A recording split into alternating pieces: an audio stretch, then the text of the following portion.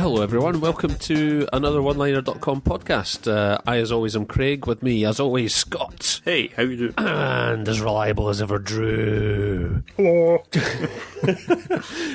Apologies for the delay, just as we were getting into the swing of our brand new schedule. Scott died. Somewhat selfishly died, yes, and it's alright. He has been replaced. Yeah, he got better. We replaced him with a genetically engineered clone. Very advanced, very advanced. Don't ask too many questions, just accept it. So we've got quite a list to get through on this occasion, so without further ado, let us crack on. Unless your head has been trapped in amber for the last 17 million years, you probably have noticed that there is a new James Bond film in your local cinema, going by the moniker of Skyfall. Scott, what about Skyfall? What about Skyfall? It is a film. That's true, we've established that.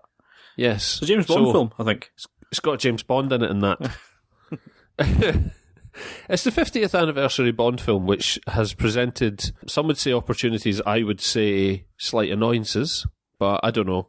Skyfall continues a path, I suppose, that was resurrected with Casino Royale. It belongs to the school of somewhat more grounded in realism Bonds that I haven't seen a lot of since, Dr. No and From Russia with Love. Well, it centres around a plot by a initially unknown individual to steal a list of all MI5 or MI6 operatives in the field, and it seems that this is being used as leverage to get to M, the leader of MI6, played of course by Judi Dench. Now, as part of the gimmick of the film, I suppose, it starts off with James Bond getting shot and presumably killed, although you can't keep a good man down, so he very quickly comes back to service. Much like you did, Scott. Yes, he got better, although how much better is perhaps the hinge of the film. It is putting a lot of stock in seeing whether Bond's basically still got what it takes after his near-death experience. I don't think I'm spoiling too much to say that the big bad turns out to be Javier Bardem, seen as in the trailer and all that stuff. He is pursuing a vendetta against M and is doing what it takes to even a score. I did like Skyfall an awful lot. I think it's one of the better Bond films. I don't think it's better than Casino Royale, which is seen as, I'll just put that up front, seeing as a lot of people have been saying, oh, this is actually, film of the year candidates. I don't think it is, but I did like it a lot.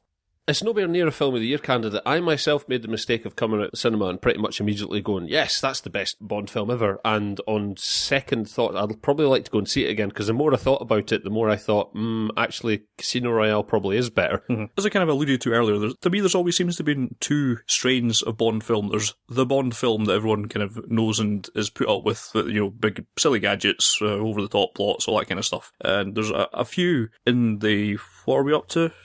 23, yeah. There's maybe 6 or 7 that are a little bit more realistic. The first two, maybe Thunderball and Goldfinger, those two, and then the two Timothy Dalton ones. Yeah, the two Dalton ones, maybe From Russia with Love, and the new fellas, the Casino Royale, Quantum of Solace to an extent, and Skyfall, and those films, and I suppose on Her Majesty's Secret Service as well. Because the massive hypnotic plot to take over the world wasn't silly. I Yeah, was going to say, Her Majesty's Secret Service is a fucking fever dream. But I suppose I'm thinking more in terms of Bond's characterization in that one, okay. Which is perhaps where I'm coming with the second part, is that those films are either some of my favourites, or at least some of the ones that I found most interesting. I mean, on Her Majesty's Secret Service is interesting, it's shite, because George Lazenby's basically wood. But yeah, but on the upside, it doesn't have Roger Moore in it, so that's true. Good. But there is a lot to like in Skyfall. It is handled like it's a quote-unquote proper film, rather than a Bond film. It's making proper attempts at characterization, drama, and progression of these characters, and it works on that basis. It does, for the most part, make sense. Where it falls down is where, I think, more where it's trying to insert elements to make it fall more into the Bond film franchise. I mean, like, there's a point in 3/4 of the way through where, for no particularly good reason, it is determined that the big bad guy, Silva, is it? Mm-hmm. He seems to have control of all of the London Underground for some reason, and can use a subway train as a weapon by can throw trains at people.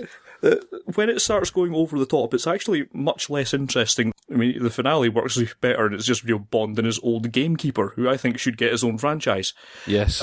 It's a little bit schizophrenic in that respect. I mean, I think it still works. I still enjoyed it, the most part. There are flaws in it. I didn't really buy Silva's, not so much his motivation, but his methods.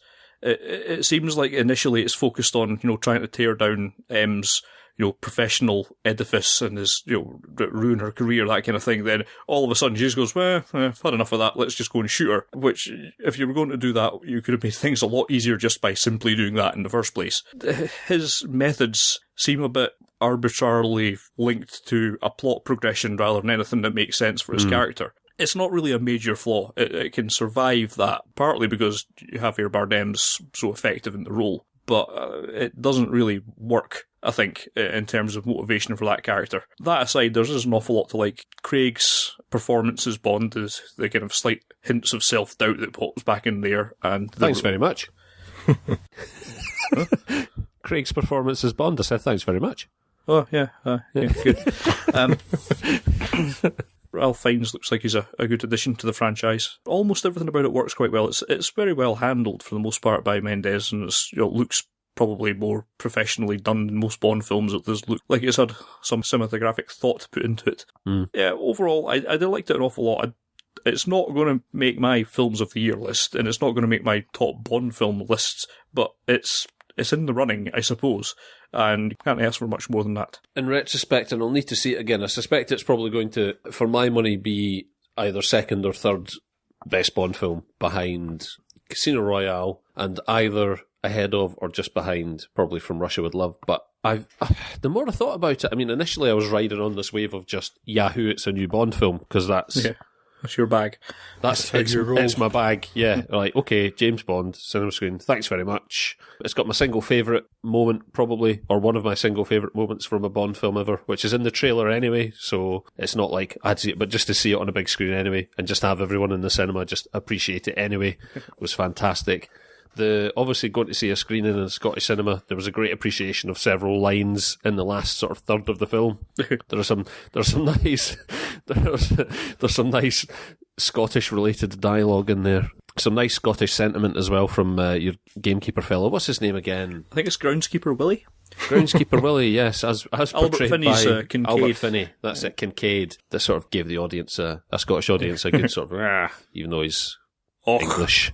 Even though he's English and sort of barely attempting a Scottish accent, he almost got away with it.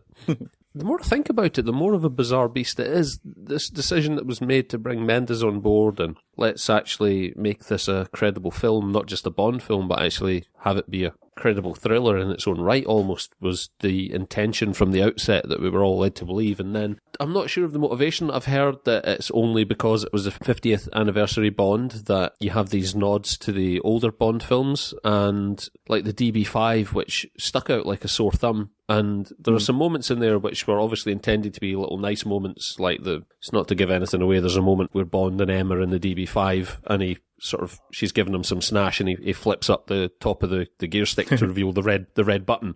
And like they could have just left it at that and that would have been a nice joke for the Bond fans. But then Dench has to say, oh, what are you going to do? Eject me. You're like, well, yeah, we got that was the joke. If you didn't get that joke to begin with, they're not going to get it just because you've said that. That was an annoyance. That wasn't a point I was trying to make. I just had to get that out.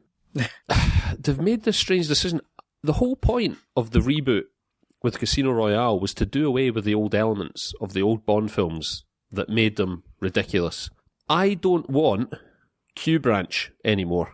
I don't want gadgets. It seemed unnecessary, Q Branch. Yeah, so I'm interested to see where they're going to go with this. It's like, why bother to reintroduce things like that? Now, I've heard some people saying that, or I've read in various places that, it's because it's the 50th anniversary Bond, that's like another. It's like, okay, in the timeline of Bond films, this comes sometime after the events of Casino Royale and Quantum of Solace. So, where do we go from here? Does the story then, do we then head back in time for the next film, or will the next film take place after this one? Because I don't see why they'd go to the trouble of setting up the sort of several new characters that they did. Well, not new characters, old characters, and I don't want to give anything away for the 3 people on the planet who haven't seen it yet. But by the end of the film, you're sort of going, oh, right, okay, that's who this person's turned out to be.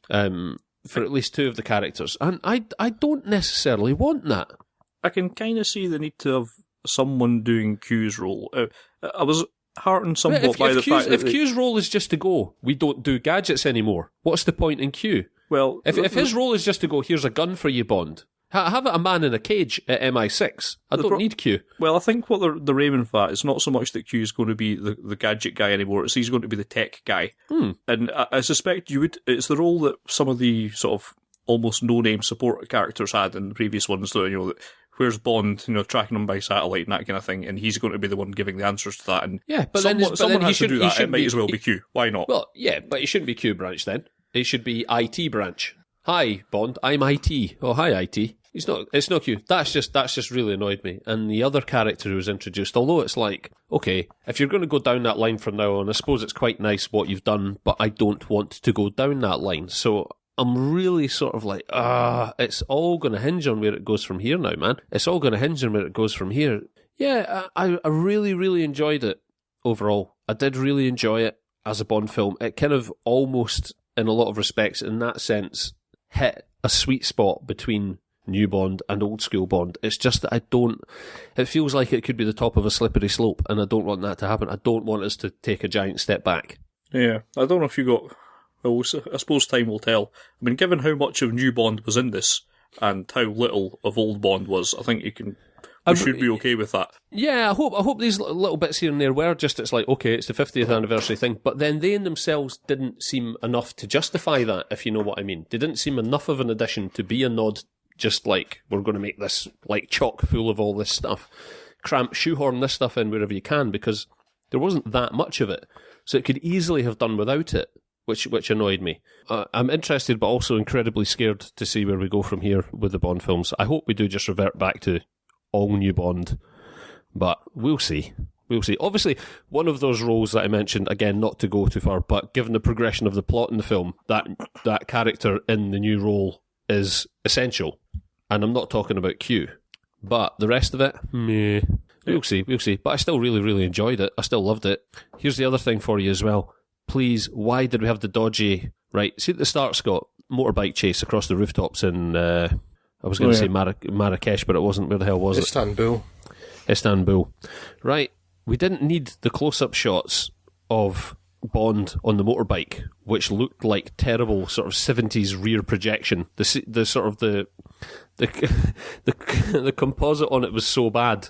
It looked like a really dodgy, and we could have done without those. That totally ruined it and took me out of what was otherwise a fantastic chase sequence. On the plus side, there wasn't a pigeon doing a double take at a hover gondola. No, that's we've come on a long way. Could so easily have happened. So yeah, it's. I view it with sort of a little bit more mixed feeling now. And anyone following the one-liner Twitter feed, I have to take on board the responsibility for that joyous tweet. Oh, that's the best Bond film ever. Well, it's probably not actually. If I could take it back, I would. It's too late now. Yeah, so there you go. We'll see what happens. Cheers, Nimrod. Well, what would another year be without another Resident Evil movie? Much better. Yeah. The re-word following the colon this time is Retribution, Scott. Am I correct? Resident Evil Retribution. Yes, which seems disappointingly low-powered for the Resident Evil franchise. Haven't they already had an Armageddon? At this point, Retribution's a little bit lame. Yeah. As indeed is the film. Isn't there was not like Armageddon and Extinction? Armageddon, Extinction, Afterlife, and who's after left that? Surely it's like Retribution. Yeah, it's Resident Evil. Universal Entropy. Yes, they're running out. They've set up another one for next year, which is brilliant. I do not propose to spend an awful lot of time talking about Resident Evil, because when any series gets to its 5th installment, it's pretty much critic-proof. If the people who like this sort of thing are going to watch it regardless of what I say, it's not like I'm going to be able to save anyone from wandering into the franchise that hadn't already been exposed to it. I suppose it's a good thing, given that this is based on a video game franchise, that it's not paying any attention whatsoever to the video game franchise, because that's always a recipe for a dreadful film, although it's not really helped in this instance. again, we're following Mila Jovovich's Alice, who of course is in none of the games, and who by this point has been cloned about 100 times, became superpowered, got de-superpowered, which I suppose is probably still fairly mundane by Resident Evil game protagonist standards, so it's got that going for it. This film starts exactly where the last film ended. They had spent the whole film overcoming incredible odds to get to this one converted oil tanker, which was holding one of the last of humanity's colonies, and it kind of pans back to show an attack force coming towards it, which is where this picks up. Turns out that the computer from the first film, if you can remember back that far, the Umbrella computer AI, the Red Queen, has somehow magically become in control of everything, taking control from Albert Wesker, and has decided to kill everything by creating lots more of these horrible biomutant zombie things. During the initial attack, Alice is captured and wakes up in an Umbrella underground facility and is quickly rescued by Ada Wong, who's from Resident Evil 4, who's also still in league with Albert Wesker, and they're decided to join forces to take down the Red Queen. He's also sent a backup team who are attempting to attack from the other end of the laboratory. It's Leon S. Kennedy, with Luther West, who I think wasn't in the games, but was in one of the previous films, and finally, Barry Burton. Really?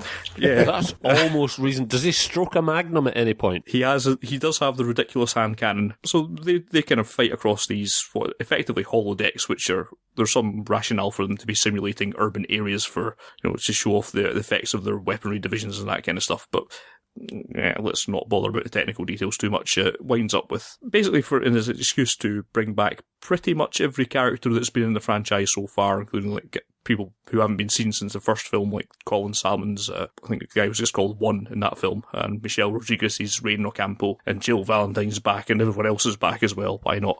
It just throws absolutely everything from the previous films into a big pot, stirs it a bit, heats it up a little bit in the microwave and throws it back out onto the screen. It's basically a downloadable content film. There's not really anything new in here. It's the same stupid CG action that's still, just as stupid and ugly as it was in all the previous films, but by this point I don't think that's going to stop anyone. There seems to be enough. Has it got bacon dogs in it? No bacon dogs, sadly, no. Just rubbish 3D. I suppose the 3D is actually less offensive here because it's not trying to be anything other than a big stupid gimmick, so there's that. For all I'm saying, it does throw so many things in there that it can't help but at least be almost passably interesting at a few points, probably by accident. It's, I would say, the least intolerable of the series yet, but that's not much of a reason to go and see it. No, be honest, is that just because Barry Burton's in it? Yeah. With the same... is it an orange or red ridiculous puffy jacket? I think it was an orange one originally, wasn't it? The classic Barry Burton. I'm disappointed looking here saying Kevin Durand plays Barry Burton. He's nowhere near as cuddly as the real Barry Burton. Yeah, he's the guy from the intro movie for the first Resident Evil game just to come back and play Barry Burton. Yeah. That would have made it far better. That's it. Could have offered a skeleton key to Jill or a lockpick. I was going to say it would make Jill, the whole master of unlocking. Yeah, it would make the whole series of films worthwhile if he showed up in the film and literally said to Jill, you are the master of unlocking. In common with all the rest of the Resident Evil films, I do not recommend them. This may be a little bit better than other ones, but that isn't saying very much at all. Avoid it if you possibly can. And you can. Okay, so one of our other great white hopes for the arse end of the summer / start of winter season in the multiplex was Rian Johnson's Looper. Rian Johnson, of course, of Brick and the Brothers Bloom repute, so we were quite excited to see what he was going to do with this time-travelling tale of people who are sent back from the future and that. Yes, Drew, you give us a wee rundown on Looper. So the premise is this. In the not-too-distant future, a class of criminals called Loopers will emerge, whose job is to dispose of unwanted persons marked for elimination by criminal gangs. The twist being that these persons are sent back through time from a future where time travel has been invented and quickly outlawed, but where it is nearly impossible to dispose of a victim's corpse. So these unfortunate unwanteds are rather neatly killed and disposed of in a past past, where no one will know they even existed, let alone are missing. On occasion, though, a looper will find that their victim is rather familiar to them, as their future self sent back, closing their loop. Turns out that most of these loopers are happy with this, as it represents a bumper payday and a guaranteed lifespan in which to spend their loot. Now, one of these loopers, Joe, fails to kill his future self, and things basically turn to shit after that. His future self escapes and gets all Terminator-y as he attempts to hunt down and kill the individual who will one day become a notorious gangster known as the Rainmaker, who has severely affected the old Joe's life. And then after that, it's sort of a chase movie. What might set us apart, though, is the quality of the director and quality of the stars. In this case, it stars Joseph Gordon-Levitt, a favourite round these parts, and Bruce Willis. Apparently it's got Emily Blunt and a kid in it as well. Do you remember that? I do, because the kid was our big talking point, Craig. I don't know if Scott felt the same, but... That's right, you and I had a good conversation about Looper, did we not? We did. The second half of the film I didn't feel it ruined it for me, but I just thought it was a really bad choice. I mean, the future that these people live in isn't particularly unrecognisable to us. Most of the vehicles are from somewhere between sort of like 1990 and now.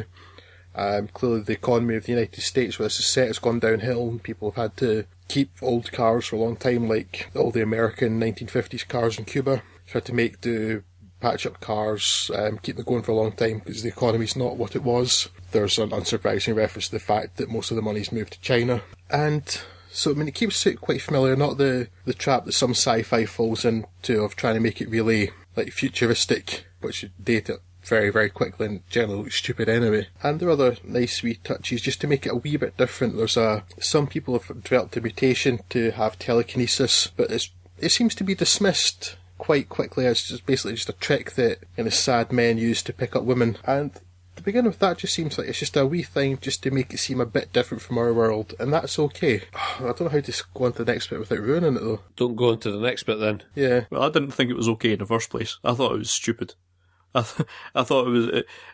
right, I've heard some interviews with the director, and he's talking about the old adage of how you can, with these kind of films, you're allowed one big ask, in this case time travel, and that's your lot, and you think, so it should be as many as you like. You should be allowed as many as you want, yeah. That. And I think that's bullshit, because the more you sit in, oh yes, and there's also magic, because that's what telekinesis is, it's magic. Yeah, well see, that's the thing, it was magic, and I didn't like it, but it was just this this one wee had. thing. Yeah, it was basically a wee throwaway thing, and it didn't bother me because it seemed such an inconsequential thing. But to have it become the major plot point as it goes on becomes it's on shaky grounds at that point. I'm actually really glad that because I haven't or I don't think Drew or I spoke to you about this yet, Scott. But I thought, oh god, this is going to be one of these ones where I go, it really fucking annoyed me, and the second half of the film ruined it for me. And I thought you were going to be like, hey, for me, film of the year. So I'm actually really glad that you've taken umbrage at the same thing I have. I will say it's one of the precious few films this year that I've liked or was interested enough to go and see twice. Yes. And unfortunately, it's because I came out of it quite liking Looper. I thought it's very solid. It gets most things right that I can kind of go with, and it has a few minor flaws, but it didn't bother me that much. When I went back and saw it the second time, everything that was, sometimes when I do this with things like Dark Knight Rises, or it was actually Dread, the two films that I've seen twice, and all the times I went to those things, I could still appreciate the things that I liked in it, and I learned to just completely overlook or explain away the kind of minor things. They sort of vanished away into the background. With this film, all the little minor niggles just sort of jumped out at the screen again and just kind of ruined it for me again.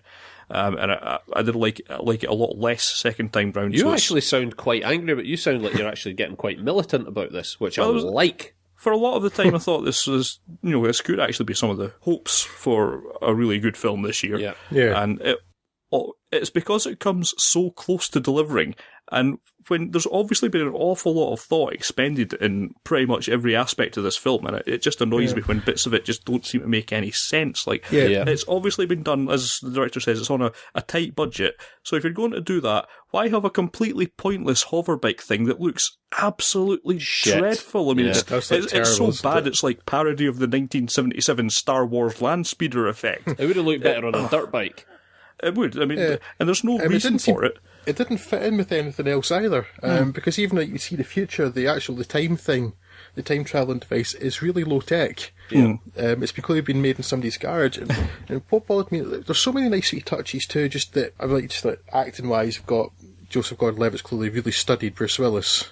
Yeah. And he's really like him. That's great. There's some funny bits in there. It's great, and there's some really nice touches about how you can affect people in time. And there's Paul some Dano's character in particular.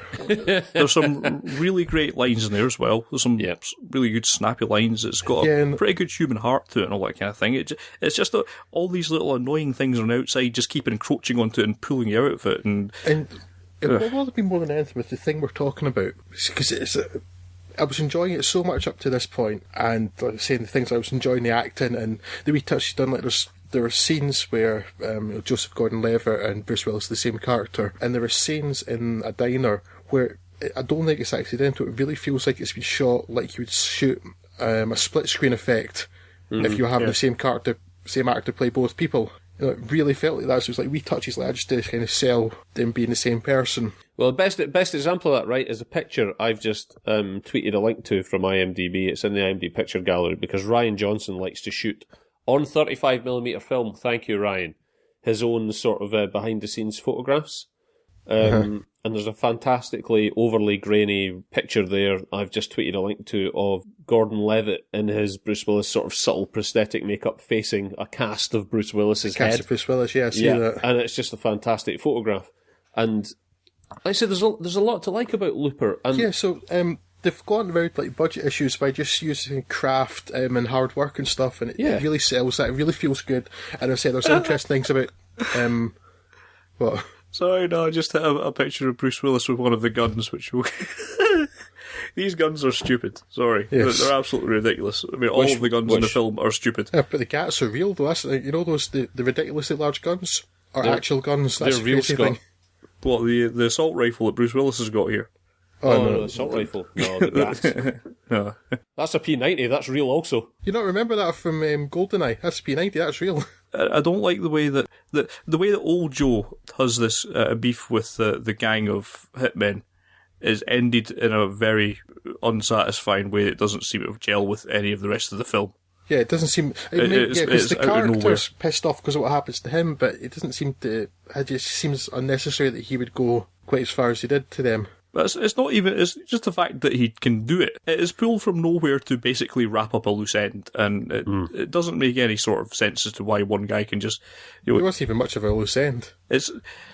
There's no reason to do it, and there's no point of having a little first-person shooter sequence at the end of the film just to make sure you've got rid of all the characters you've introduced. And no, not buying it. I didn't like that end at all. Yeah, so there are bits that are good, and I like the craft that's gone into it. And I'd accept this telekinesis thing as just a wee thing to make it to set the world apart. If you don't like it, fair enough. I mean, it wasn't enough to bother me because it just seemed like a wee throwaway thing. And then suddenly get this magic thing come in, more or less. And what bothers me most about that is it was so utterly unnecessary. Mm-hmm. Because you've already established that this person has ruined Bruce Willis's life. He had more than enough motivation there. Mm. That's the thing about it is that I was perfectly happy to accept it because at the first mention of this telekinetic sort of thing, 10% of people have telekinetic abilities, and I went, oh, what, really? And then another character quickly dispels it by saying, yeah, basically nothing ever came of it. Some guys used it to try and use it in bars to impress women by making quarters float, and then nothing else is said about it. And I thought, actually, I like the fact that he set up this potentially massive plot point and then dismissed it totally. He's thrown me a curveball. I like it because that would have been a silly place to go. And then a wee bit later, another character talks about it and says, yeah, it's great because, in the bars, all these guys that used to try and make quarters float, I never told them I had the power as well, and I used to just make the quarters stay in their hand, and it used to get them really frustrated. And I thought, that's another funny little joke, but thank God, I thought we were actually going there. And then we actually go there.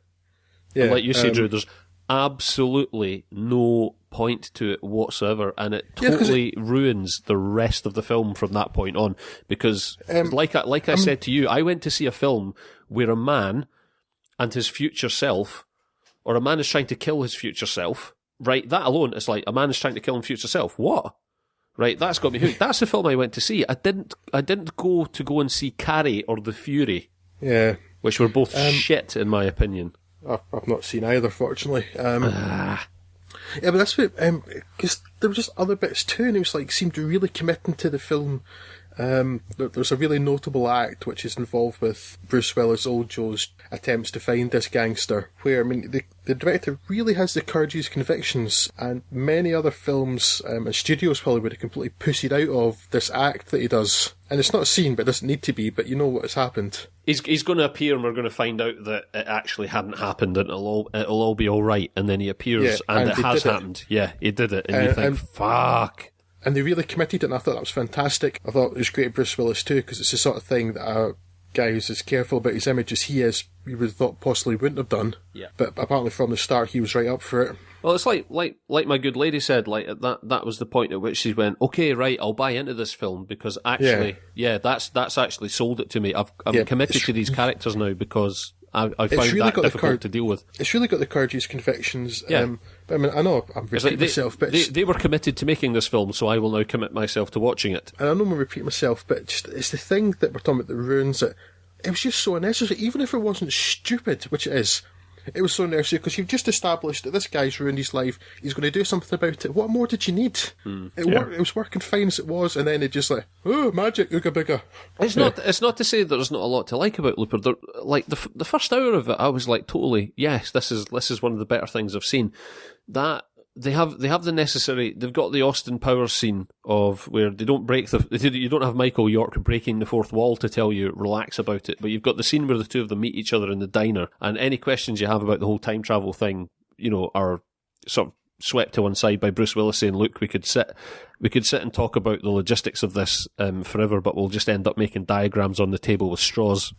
And you're like, yeah, okay, I'll buy that. I'm not going to ask too many questions about the time travel stuff, because I was enjoying it up until that point. I found like there was a lot to enjoy just watching little moments with Gordon Levitt, who, like you said, Drew, has quite obviously studied Bruce Willis quite intently, and the sort of... And it's a lot of subtle stuff. It really sells it. It's the same man. The first scene where he's sitting... at the table opposite Jeff Daniels' character Abe, and just watching him there sort of in his sort of false bravado in the face of... He's sitting in front of a guy at a table, and there's a very real prospect that this guy sitting across from him was actually about to kill him now. And to watch him trying to act nonchalantly in the way that Bruce Willis's, you know, one of Bruce Willis's characters would act nonchalantly, the sort of the smirk and the uncertainty underneath it, was actually, I thought, this is actually quite entertaining just in and of itself. I don't want them to rely on it too much, but again, that's another thing where I think to myself, okay, he was really invested in this, and so, okay, you've given me something, I'll give you some more of my time. And then just, so much stuff in it. There were some design aspects of it which were really cool, and then, like you say, Scott, they throw in, like, really shit hover bikes and things like that, and then they just, those last few reels just, like, pull the carpet right out from underneath it, and I couldn't forgive it for that. Up until that point, I was thinking, this is like going to end up being in my top 10 films of the year, and I'm sorry. I just really, really was disappointed by it. Especially for me, the middle third, where it was basically acting like a Western, I really liked that. I thought a lot of that worked really well. A lot of good character moments in it. As I say, there was, you know, great performances from everyone involved, and the child that we're avoiding talking about does, you know, tremendously well, I think, and in that role. But he was actually really, really fantastic. It's just not a great role. And for all these things, I suppose it's to its credit that the more interesting a film is, the more likely I am to sort of start picking it apart in minute detail. Yes. And that's why I'm doing it with Looper. But it's just so annoying that I just feel that for me at least, it's just, you know, a gnat's paw hair away from being something really good, but it just chose like one wrong direction at some point, and it snowballed into making the end kind of unsatisfying. And it was a bee's dick away from being this year's Inception. Yeah, I still liked it more than enough to recommend that anyone should go and see it. If you've got even the slightest interest in science fiction as a genre, it has to be seen in that regard. But I was just hoping that it would be the best film of the year, and it's not. Yeah, so I wouldn't want to put anybody off going to see it, because it's interesting enough to make it worthwhile, but you should go with the knowledge that, you know, it's definitely got rather fatal flaw in it. It's bizarre that they had the commitment to follow through on these things with the character and the act that we didn't think was going to happen but actually did happen and things like that. It's bizarre that Rian Johnson had the commitment to follow through on that stuff but not actually to have the commitment to follow through on his own plot. without feeling the need to introduce magic. It wasn't like everything else around it was stupid. It was this one thing. Because when I kind of saw the ending coming, but I liked that. I thought that was the right thing to do. Well, it's like Scott says, that middle third of it where it's playing out like a western and stuff. It's like, yeah, that stuff, that would be really. It's like you can sit there and watch it and think, oh my god, that's tremendously stupid. And the annoying thing about it is this is a great scene. It's just that bit's ruining it, and it doesn't even need to be there. Yeah, that's it. Exactly, that's it. Because I mean, like, I'm liking all the rest of it. I like the setup, I like the world, I like the tension of the western bit. You got the showdown coming, you know what's happening, and I like the ending, it made sense. It was just that one bit in the middle, but it's so close to being enough to completely ruin it, and it almost seems that you think it has ruined it, Craig. I'm not quite so gone to that, but I really just thought it was stupid. And it's just, as I said, it was so unnecessary, and it would be so easy to change, because it was just the one thing. Everything around it, all the setup around it, the framework was fine, but just this one thing in the middle, which made no sense. I'll watch it again when it's on demand, just to satisfy my feelings. But it did really. I might even just get as far as watching the first half of it again. Actually, maybe I can appeal to Ryan Johnson for just like a highlights package just of Emily Blunt. And, like, because at the end of the day, I'll watch Emily Blunt playing a goldfish in a bowl or something. You know what I mean? But I just think, do you know, the other reason I would actually like to watch it again is to listen to it in sync with that. Actually, I think it probably work in the cinema, because I guess sort of the running time will probably be slightly different on the home formats, is the commentary that Ryan Johnson made available on his Tumblr blog for you to listen to on your headphones while you're watching the film in the cinema. Yeah, going to the cinema with it. Yeah. So actually, that might have been interesting. So I don't know if. I guess being digitally projected and whatnot, I don't know, maybe are running times in the cinema the same as on home formats now, or? They are if you're in America or get the Blu-ray. Right. The only time they'd be different would be PAL DVD, assuming there's not a different cut of it. Yeah, if I'm watching it here on streaming though, I wonder what that. I've never understood that. I mean, presumably you're talking about the difference between 25 and 30 frames per second, but it's still per second. I mean, it's not like everyone talks marginally slower in the UK releases, so I don't know if that really holds quicker. Up. Yeah, exactly. Sorry. You ever heard the difference in the pitch is slightly higher in UK releases because it runs slightly quicker? That's my excuse for all of my impersonations being shit. I only learned to impersonate people from PAL home video formats, never the NTSC ones. So it'll be worth watching. Sort of. I guess if I can stream it legitimately from a US source when it becomes available and listen to it on listen to that commentary, I suppose will be interesting. But yeah, it's just like you say, Scott. It's just if it were just a film that started out well and then finished like really crappily, I wouldn't be so angry about it. It's only because it promised so much and almost delivered, like you say, that it's made me so irate. I'm just frustrated more than anything. Yeah, it's not like I don't love Ryan Johnson anymore. We'll always have Breck. But yeah, and then for Bruce Willis to say this is Bruce Willis has sort of publicly said this is the best thing I've ever done. No, it's not. It's so clearly not. Yeah, could have been. No, it's not, Bruce. Have you forgotten 12 Monkeys and Hudson Hawk? Yeah, what? That's not a joke. Scout. That's not a joke. Last Boy Scout. That's not a joke. It's not a joke. That's not a joke. Apparently, it's not a joke, Scott. It's not a joke. But yeah, there you go. Perks of being a Wallflower, Scott.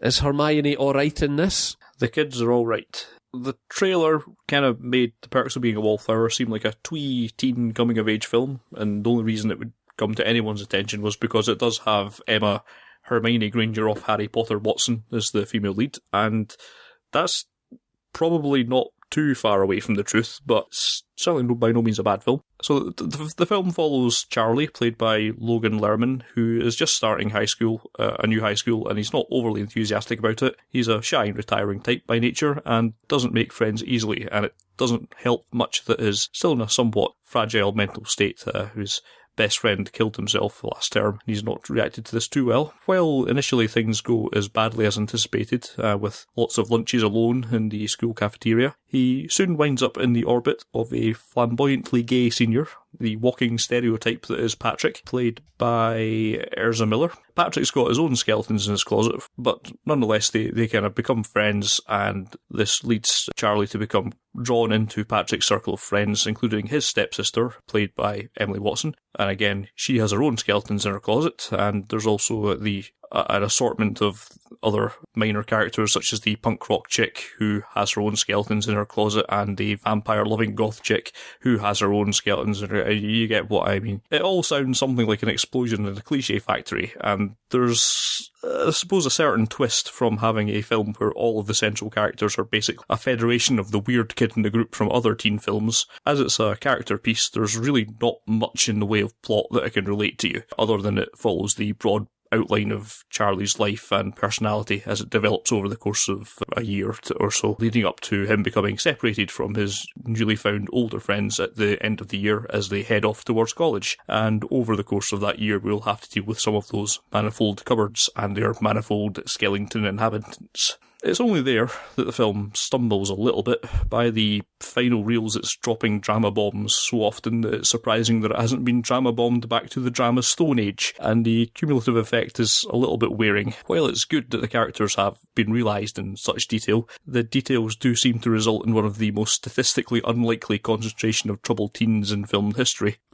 This stretch in believability aside, there's not too many bones to pick with The Perks of Being a Wallflower. The characters might, for some, hit the unbearably quirky limit, but they're inside mine, and the script allows for a number of funny moments, and when tasked with portraying levels of drama that could easily spill over into melodrama, the cast perform pretty well, and it's only the script's pile-on of trauma at the end that throws the pacing and performances for a bit of a loop. It's also one of the few recent American films set in a high school that doesn't portray it as some sort of combination of Lord of the Flies, Thunderdome off Mad Max, and a WrestleMania main event. It's not a film that I can completely bury in plaudits. It tries its hardest, but there's an air of familiarity to most of the characters and most of the events that give it a sort of seen it all before kind of air to it, even if not in quite this combination. That said, there's probably going to be plenty of younger kids than I watching this who haven't seen this sort of stuff before, and will probably get a lot more out of it. That's the thing about coming-of-age movies. There's one potential audience member born every minute. If not for this particular one, then for one 15 years down the line or so. -5 stars for having characters not recognising Heroes by David Bowie. Oh. I mean, this is set in something like 1980 something, so it's kind of internet everywhere. But that aggression will not stand. But, I mean, they apparently have trouble tracking this track down, even in a pre-internet era, when it is the single most overexposed song of the past few decades. The single most awesome. Well, yes, but I mean, yes. if you said, right, there was this song that I heard, it was talking about, you could be a hero just from one day. If you ask anyone in, say, the Western world, I'm sure they would be able to tell you that it's obviously Heroes by David Bowie. But they've spent like a whole course of a year apparently trying desperately to track down this track and this having no luck. Indie track. Yeah. So yeah, -5 stars. Only available on a limited vinyl pressing. It's pretty solid. If you're in the market for some kind of coming-of-age teen film, then this is a pretty good choice. As I say, some pretty good performances and some pretty good scripting. By no means the best film I've ever seen this year, but yeah, it's above average. Above average, get in.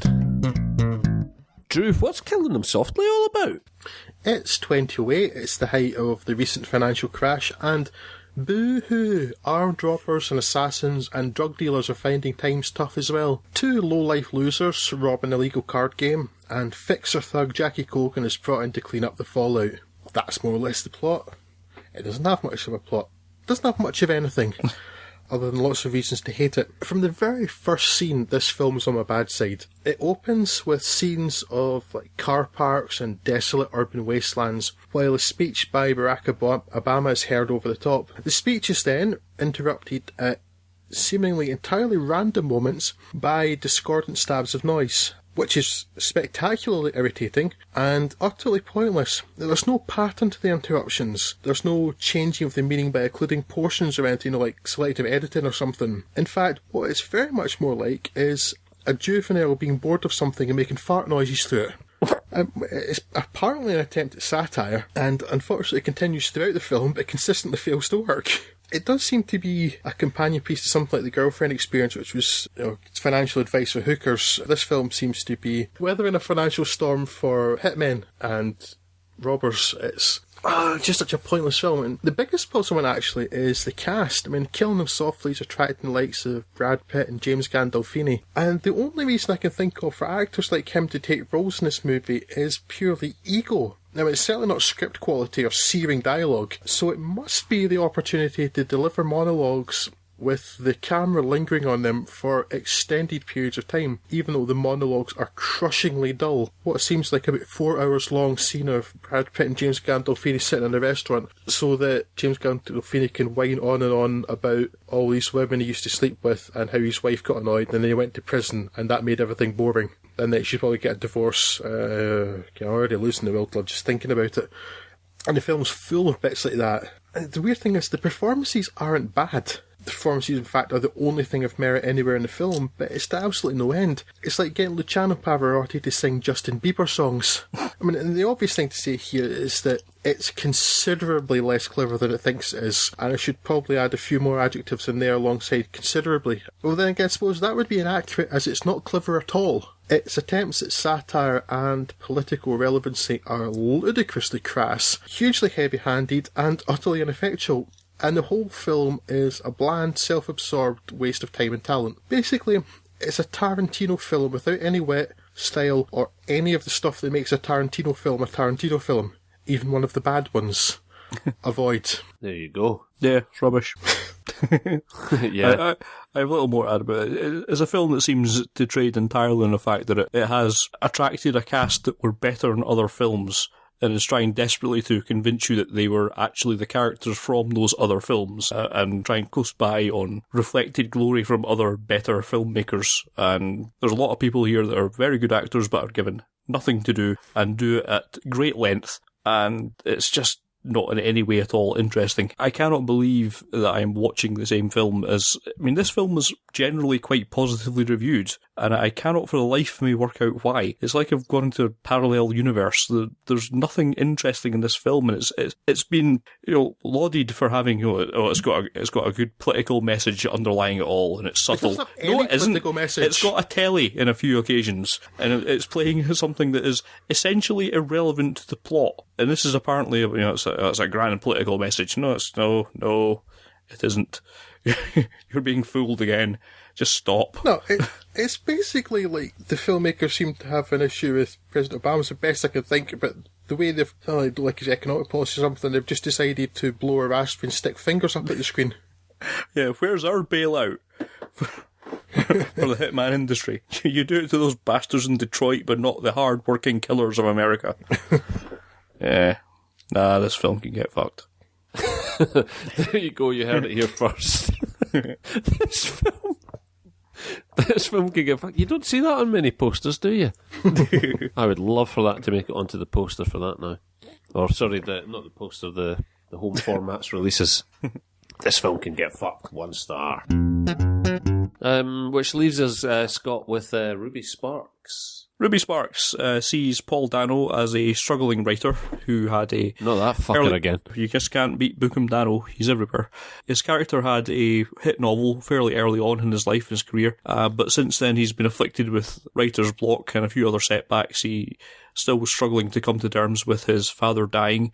Also, his long-term girlfriend left him just after his father died, and it's basically turned him into a shell of a man. He can't write, and he's basically struggling around being kind of pathetic and depressed and all that kind of stuff. At the insistence of his therapist, at some point he's, to try and get him back into the writing horse, he's told to write about a woman. Fair enough. This comes to him in a dream as the red-haired Ruby Sparks. He is inspired by this, goes off, writes a character down in a few days, is very happy with himself and seems to have got over this. This seems to be taken as a positive development up until the point when the character that he just wrote appears in real life, at which point shit gets critical. It turns out that he has, manifested this woman out of thin air, and of course, being that as he had written her to be, perfect for him and in love with him, he's, suddenly finds himself in the middle of a relationship with someone who he's just created, which everyone finds a little bit weird. It has a lot of charm in here, particularly some fabulous shots of Paul Dano and some of the other supporting cast, basically doing sort of, oh my god, I'm going mad, kind of double takes for about 15 minutes, which works pretty well. It's kind of like a running gag that remains quite funny for all this. But it turns out that this is a real girl. Everyone else can see her too. For the most part, this works pretty well. There's some really nice character moments in there. It does fall apart a little bit towards the final reels where, as you might expect from something like this, it does kind of unravel once Paul Dano's character Calvin works out that if he finds anything that he's not particularly liking in Ruby's character, he can just go up to a typewriter and change it. It starts off as a very light-hearted knockabout comedy, and towards the end it changes to something a little bit darker, which doesn't really work in the transition. It's a bit too sudden, and I suppose it's inevitable to find a way to end this, but it doesn't quite work for me. That aside, there's enough positives in the rest of the film that it makes it well worth a look. Lots of really nice little character touches. I like Paul Dano as a character actor. I think he works quite well. But while he's not being stretched here, I think he's proven that he can do sort of geeky and awkward quite well enough that this probably wasn't much of a challenge for him to pull off this character. Oh, he did manage it for like 3/4 of a film and Little Miss Sunshine without actually speaking a word. Yeah. But it all works very well. There's a tremendous supporting cast from likes of Annette Bening, Dorio Banderas, Asif Mandevi from the Daily Show, Elliot Gould, Steve Coogan, and all of which turned out to be a solid supporting cast for the main leads to bounce off. It all works very well. I found it quite enjoyable. It is, I believe, from the director of Little Miss Sunshine, if I'm right in saying that. It sounds familiar. It certainly shares a lot of DNA with it, even if it doesn't. It is of that kind of quirky indie comedy ilk, and it works very well. I enjoyed it quite a lot. I'd certainly recommend anyone to go and give it a bash. Seems interesting. It is interesting, Craig. It is interesting. And with that, we round out our comeback podcast. Don't call it a comeback. Been here for years. Thank you for listening, as always. Don't forget, if you want to get in contact with us, it's podcast@theoneliner.com. You can follow us on Twitter, @theoneliner, and you can find us on there individually as well. We don't have anything half as interesting to say as John Carmack, but you never know. Yes, we will be back, hopefully with less of a gap, unless Scott dies again. You're not going to... Oh, no. That's him away. That's him away. Back into the freezer, get another one out, Craig. We're gonna have to rinse that petri dish out and start all over again. Damn these clones, Drew, in their limited lifespan. I know. Such is life. Such is death. If people think Moon was science fiction, it was a documentary around at the one-liner. Yes. Scott looks remarkably like Dolly the sheep. And Gertie the robot simultaneously somehow. Yes. So, thanks once again. Speak to you soon. Keep it real. Bye. Bye.